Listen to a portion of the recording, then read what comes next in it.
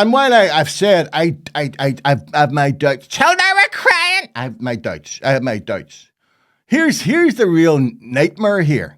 There's a very strong possibility that if them children are in around that area, they will be crying. They could be crying in 20 or 30 years' time as they struggle to breathe due to asbestosis contracted after being exposed to that toxic substance at that bonfire. Asbestos is one of the most dangerous carcinogenic substances known. If even a small amount of it is discovered in an old building, that building is immediately closed to the public, and specialised cleaners are brought in hazmat suits to remove it.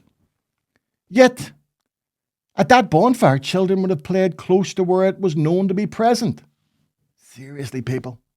Seriously? We just achieved some improvement in stopping the burning of tires on bonfires here. Now we have jumped straight from the frying pan into the fire by erecting bonfires beside asbestos dumps. But you know what? Ignoring the most basic health and safety and putting children's health at risk by having them beside an asbestos dump, that wasn't even the worst that the bonfire builders had to offer this year. Oh, no. I've had a theory for a long time that you haven't really arrived as either a politician or a celebrity here until you've had an effigy of you on an 11th night bonfire. And there were two examples this year. The first was this effigy of the Kneecap rap band. And I actually took this second picture, right? A rude placard about Stephen Nolan on another bonfire in North Belfast. Now, I doubt either Kneecap or Nolan will lose any sleep. But they weren't the worst. What was much more problematic was what the bonfire builders in Moygashel and Tyrone decided to adorn the top of their pyre with. Not the usual tricolor or a Sinn Féin poster, no. Instead, they had an effigy of a migrant boat with about a dozen life-size mannequins wearing life jackets. Look at this.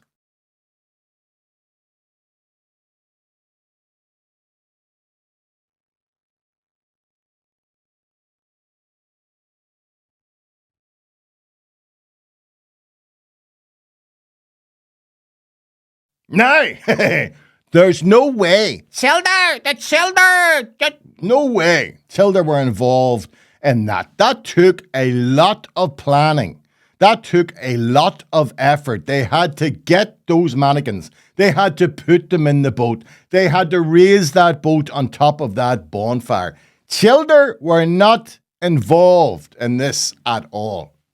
Now, the whole thing was rightly denounced as blatant racism. Not that those morons who put it up will mind, as they doubtless love the attention they're getting. And here's the thing. As for the claim that it was it was an artistic expression commenting on the issue of illegal migration, no. Indeed, I'd like to ask this. It's a genuine question. On what date did arriving here on a boat become problematic? Now, there's a reason I ask that. I ask that because I would suggest that everyone who erected that bonfire is themselves progeny of ancestors who arrived here on a boat. Indeed, in their case, I can accurately date their arrival as being in or around 1609 or after, during what became known as the Plantation of Ulster. So, if they are saying that nobody who arrives here on a boat, we can't have them here on a boat, you're coming over here, taking our jobs. What do you work at? Oh, I'm on a day late, so I'm not well. My nerves are wrecked. No, I'm not well. Top rate. I'm not. See, you see, if they want to be logical, if they want to follow the logic of their own insane argument, then they should be on the next Stena link boat back to Scotland. Some chance I can't get the same day LA over there, son. I can't get the same level over there. Indeed, I happen to be one of the few people who can take a moral high ground on the issue of migration, as my clan, the O'Cahans, stretch back into the mists of time. Right, we stretch right back to the first Homo sapiens who made the trek to Ireland 33,000 years ago. Yet we did still arrive on a boat.